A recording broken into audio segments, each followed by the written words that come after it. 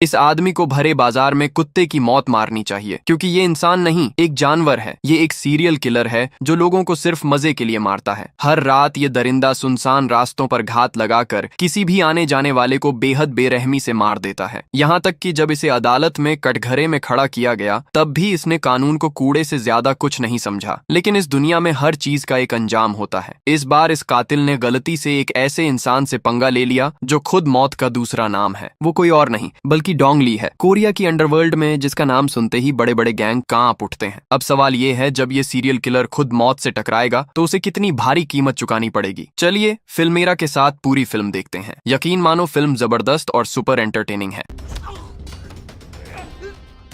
कहानी शुरू होती है एक ठंडे और बेरहम चेहरे वाले युवक से जो कार चला रहा होता है। यही है वो सीरियल किलर जिसकी बात हम अब तक कर रहे थे। असल में वो एक सुनसान सड़क पर अपने शिकार का पीछा कर रहा होता है। वो जानबूझकर आगे चल रही कार को पीछे से टक्कर मार देता है। उसका मकसद साफ होता है, झगड़ा खड़ा करना और शिकार को कार से बाहर निकलने पर मजबूर करना। सामने वाला बुजुर्ग आदमी गुस्से में उसे गालियां देने लगता है, बिना ये जाने कि उसकी जिंदगी यहीं खत्म होने वाली है। और यहीं से कातिल अपनी खूनी चाल चल देता है। वो हत्यारा उस बुजुर्ग आदमी को बेहद बेरहमी से मार डालता है। वो लगातार चाकू से हमला करके उसे इतनी बुरी हालत में छोड़ देता है कि वो इंसान बच ही नहीं पाता। जानकारी के अनुसार ये उस सीरियल किलर द्वारा किया गया 20वां मर्डर था। अगले दिन कोरिया की पुलिस घटनास्थल पर पहुंचती है। लाश की हालत देखकर सभी पुलिसकर्मी हैरान और परेशान हो जाते हैं, क्योंकि रिसेंट के सभी मर्डर एक ही तरीके से किए गए थे। हर बार हत्यारा पीड़ित की कार को पीछे से टक्कर मारता है, फिर मौका पाकर बेरहमी से हत्या कर देता है। इंस्पेक्टर किम इन केसों से पूरी तरह थक चुका है। कई महीनों से कोरियन पुलिस कोई ठोस नतीजा नहीं निकाल पाई है,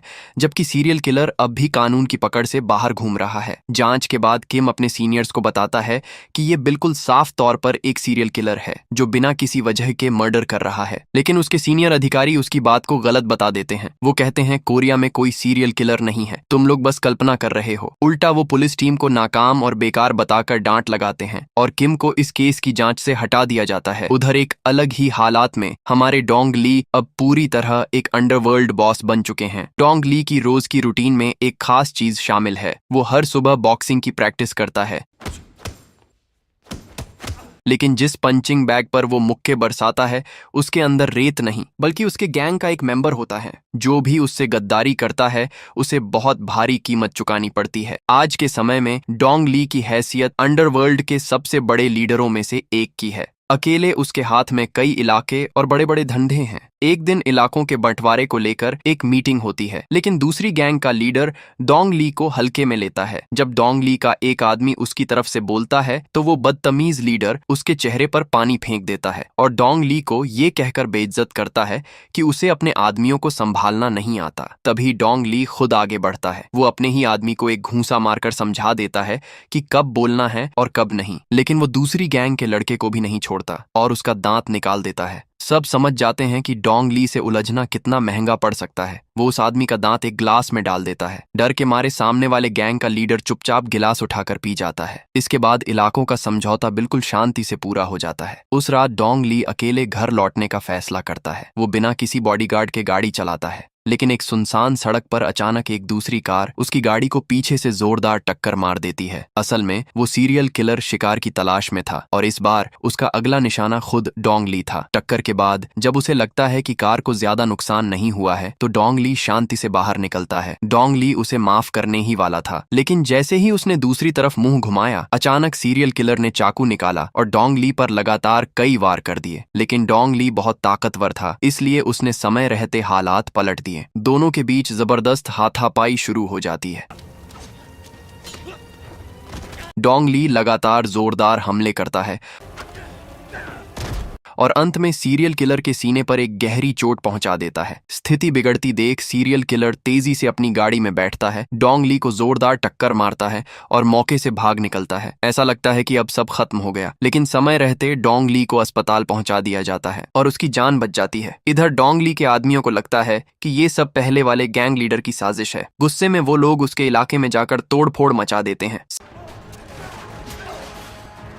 सच में ऐसे भाई पूरी तरह वफादार होते हैं। उधर सीरियल किलर की हालत काफी खराब हो जाती है। डोंग ली के वार से उसके सीने में गंभीर चोट लगी होती है। दर्द सहते हुए वो खुद ही अपने जख्मों को संभालने की कोशिश करता है। उसी समय एक बुजुर्ग आदमी गलती से वहां से गुजरता है और वो भी उस किलर का शिकार बन जाता है। अगले दिन डोंग ली की हालत काफी सुधर जाती है। वो अपने एक आदमी से कहता है कि कल का हमला उस पुराने गैंग लीडर ने नहीं करवाया, क्योंकि जिस शख्स से उसका सामना हुआ था उसकी लड़ने की स्टाइल किसी आम गुंडे जैसी नहीं थी। डोंग ली को उस आदमी के कार का नंबर याद था। वो तुरंत नंबर लिखता है और अपने आदमियों को जांच के लिए भेज देता है। जब पुलिस अफसर किम को ये खबर मिलती है कि एक अंडरवर्ल्ड डॉन पर चाकू से हमला हुआ है तो वो काफी हैरान हो जाता है। वो सीधे डोंग ली से मिलने जाता है ताकि घटना की जानकारी और बयान ले सके, लेकिन डोंग ली एक भी सुराग देने से मना कर देता है। उसका मानना है कि कोरियन पुलिस बस नाम की है, काम की नहीं। इससे किम और भी ज्यादा नाराज हो जाता है और खुद ही जांच शुरू करने का फैसला करता है। जब वो डोंग ली की कार देखता है तो पाता है कि कार का पिछला हिस्सा बुरी तरह टूटा हुआ है। यहीं से उसे पूरा यकीन हो जाता है कि ये सब किसी सीरियल किलर का ही काम है। दूसरी तरफ अंडरवर्ल्ड का डॉन होते हुए भी एक सड़क छाप गुंडे से हमला झेलना डोंग ली की इज्जत को काफी नुकसान पहुंचा चुका होता है। इतना ही नहीं, पहले वाला गैंग लीडर खुद डोंग ली के पास आकर शिकायत करता है। वो कहता है कि तुम्हारे लोगों ने मेरे इलाके में गलतफहमी में तोड़फोड़ की है, इसका हर्जाना तुम्हें देना होगा। वो डोंग ली का मजाक उड़ाते हुए कहता है, अगर मैं इतना बड़ा डॉन होता और मेरे साथ ऐसा होता तो मैं तो शर्म से खुदकुशी कर लेता। ये सुनकर डोंग ली अंदर ही अंदर उबल रहा होता है, लेकिन हालात बिगड़ने से बचाने के लिए वो खामोशी से सब सह लेता है। उधर किम अपने सीनियर अफसर से इजाजत मांगता है कि डोंग ली को हिरासत में लेकर पूछताछ की जाए। उसका मानना है कि यही एक तरीका है जिससे सीरियल किलर तक जल्दी पहुंचा जा सकता है, लेकिन उसका सीनियर इस प्रस्ताव को सीधे ठुकरा देता है, क्योंकि असल में वो चुपचाप डोंग ली के साथ गलत धंधों में शामिल है। अब किम अकेला पड़ चुका है और दूसरी तरफ सीरियल किलर अब भी खुलेआम घूम रहा है। अब सीरियल किलर फिर से रात के शिकार पर निकल चुका है। इस बार एक सुनसान सड़क पर उसका शिकार बनता है। एक ट्रक ड्राइवर अंकल जो माल लोड होने का इंतजार कर रहे होते हैं, और इस तरह एक और बेगुनाह इंसान बिना वजह मार दिया जाता है। जब किलर ट्रक के अंदर चढ़ता है तो वहां उसे एक जन्मदिन का केक पहले से रखा हुआ मिलता है। असल में वो बदकिस्मत ड्राइवर घर लौटकर अपनी बेटी का जन्मदिन मनाने वाला था, लेकिन किस्मत को कुछ और ही मंजूर था। सीरियल किलर केक खोलकर उसे बेहद बेरहमी से खाने लगता है। इसी दौरान ट्रक के अंदर एक और आदमी मौजूद होता है। किलर उसकी तरफ देखता है और चेहरे पर खौफनाक मुस्कान आ जाती है। अब उस आदमी का अंजाम क्या हुआ होगा ये तो सब समझ ही सकते हैं। किलर उसे भी मार देता है और भागते समय उसका चाकू गलती से सड़क किनारे गिर जाता है। अगले दिन डोंग ली एक महिला आर्टिस्ट से सीरियल किलर का चेहरा बनवाता है। वाकई उसकी कला कमाल की होती है। तस्वीर हाथ में लेकर डोंग ली अपने आदमियों को हर जगह छानबीन के लिए भेज देता है, लेकिन दूसरी तरफ ये अफवाह फैल चुकी होती है कि डोंग ली पर किसी ने जानलेवा हमला किया था। इसी वजह से उसकी इज्जत और रुतबा लगातार गिरता जा रहा होता है। कई बिजनेस पार्टनर उसके साथ मिलकर इन्वेस्टमेंट करने से पीछे हट जाते हैं। अगर यही हाल रहा तो डोंग ली का साम्राज्य ज्यादा दिनों तक टिक नहीं पाएगा। उसके आदमियों को सड़क किनारे वही चाकू मिल जाता है जो सीरियल किलर वारदात के बाद गिरा गया था। उस चाकू को देखकर डोंग ली का गुस्सा और भी भड़क उठता है और फिर अगले ही दिन डोंग ली और पुलिस अफसर किम एक समझौते पर पहुंचते हैं। दोनों मिलकर उस सीरियल किलर को किसी भी कीमत पर पकड़ने का फैसला करते हैं। डोंग ली सारे पुख्ता सबूत पुलिस को देने के लिए तैयार हो जाता है। अब एक तरफ है कानून और दूसरी तरफ अंडरवर्ल्ड की ताकत, और बीच में है एक दरिंदा। लेकिन एक शर्त भी होती है, जो भी पहले सीरियल किलर को पकड़ेगा उसे सजा देने का पूरा अधिकार होगा। किलर का स्केच मिलते ही किम अपने सभी साथियों को अलग अलग इलाकों में जांच के लिए भेज देता है, लेकिन सीरियल किलर पकड़े जाने से पहले ही डोंग ली एक और ज्यादा खतरनाक साजिश रच देता है। वो अपने आदमियों को सीरियल किलर का वही चाकू देता है और उसी से पहले वाले गैंग लीडर को मरवा देता है। उसका मकसद साफ होता है, एक तरफ अपना बिजनेस दुश्मन खत्म करना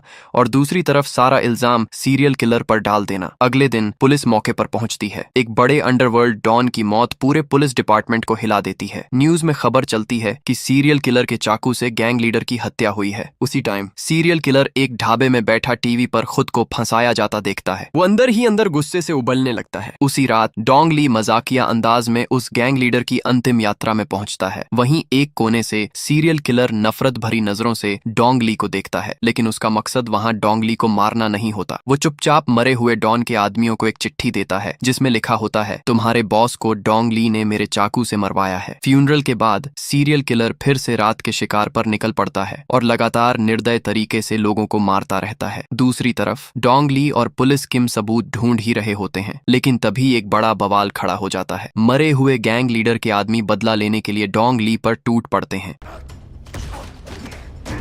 वो हर कीमत पर उसे मारना चाहते हैं। लेकिन डोंग ली कोई आम आदमी नहीं होता। वो अकेले ही 10-12 गुंडों को आसानी से लपेट लेता है। जो बदकिस्मत उसके मुक्के के सामने आता है वह सीधा जमीन पर गिर जाता है। कुछ ही देर में मरे हुए गैंग लीडर के सारे आदमी डोंग ली द्वारा पूरी तरह साफ कर दिए जाते हैं। उधर पुलिस अफसर किम एक और बदमाश से हाथापाई कर रहा होता है, लेकिन हालात ऐसे बन जाते हैं कि उससे गलती से उस बदमाश की जान चली जाती है। अगर ये बात बाहर आ जाए तो सीधा जेल और जिंदगी भर सलाखों के पीछे। लेकिन इस बार डोंग ली किम की मदद करता है और लाश को चुपचाप दफना दिया जाता है। अगले दिन किम के चेहरे पर चोट के निशान देखकर उसका सीनियर घबरा जाता है। फिर भी वो बिना देर किए किम को एक किडनैपिंग के केस की जांच पर भेज देता है। एक केस अभी पूरा भी नहीं हुआ था कि दूसरी मुसीबत सिर पर आ गिरी। लगातार दबाव और थकान से किम काफी परेशान हो चुका होता है। जांच के दौरान वो एक सुनसान गली के मुहाने पर खड़े एक संदिग्ध को देखता है और उसी पल उसे यकीन हो जाता है यही असली मास्टरमाइंड है। वो कोई और नहीं बल्कि वही सीरियल किलर होता है। किम अपने 2 साथियों के साथ तुरंत उसके पीछे भागता है, लेकिन कुछ ही दूर जाकर वो उसे नजरों से खो देते हैं। इस नाकामी से किम बेहद डिमोटिवेट हो जाता है। उसे लगता है कि वो किसी काम का नहीं है। जब वो थाने वापस पहुंचता है तो एक महिला कांस्टेबल उसके हाथ में एक अहम सुराग देती है। वो बताती है हत्या की जगह से उंगलियों के निशान यानी फिंगरप्रिंट्स निकाले गए हैं और उन्हीं फिंगरप्रिंट्स के आधार पर किम अब सीरियल किलर तक पहुंचने के और करीब आ चुका होता है। आखिरकार किम उस आदमी के ठिकाने तक पहुंच ही जाता है, लेकिन वहां का नजारा देखकर वो खुद भी चौंक जाता है। वो जगह किसी टूटी फूटी बस्ती से कम नहीं थी। किम घर की तलाशी लेता है और तभी उसकी नजर एक परिवार की तस्वीर पर पड़ती है। वो तुरंत उस सुराग को निकालता है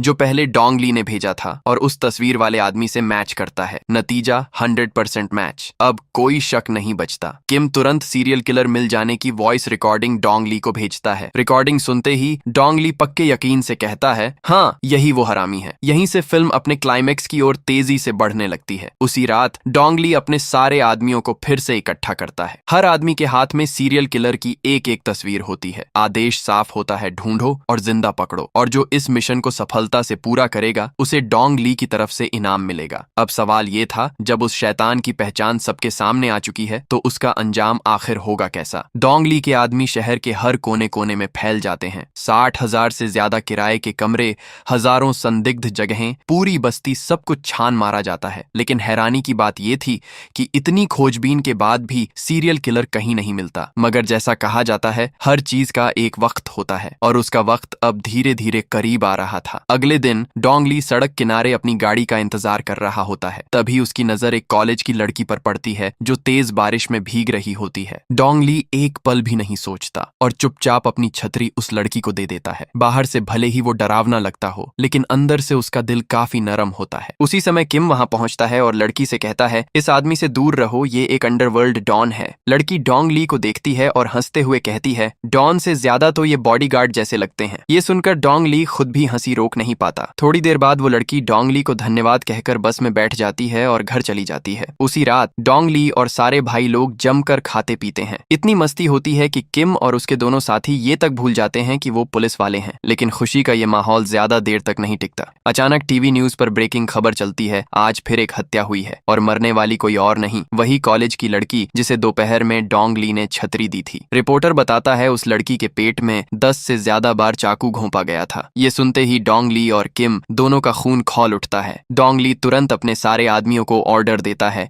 कि आज ही उस कमीने को ढूंढो, क्योंकि उसने अभी अभी मर्डर की है, वो ज्यादा दूर नहीं गया होगा। लेकिन शहर की सड़कें लोगों से भरी हुई थीं, ऐसी भीड़ में उसे ढूंढना लगभग नामुमकिन था। इसके बाद डोंग ली और उसके आदमी एक सुनसान सड़क पर घात लगाकर खड़े हो जाते हैं। लेकिन सीरियल किलर को पहले ही एहसास हो जाता है कि उसे ट्रैक किया जा रहा है। वो पूरा एक्सीलेटर दबाता है और तेज रफ्तार में भाग निकलता है। डोंग ली और किम तुरंत पीछे लग जाते हैं। ये पीछा इतना खतरनाक होता है कि कुछ ही देर में 3 गाड़ियां आपस में जोरदार टक्कर मारती हैं।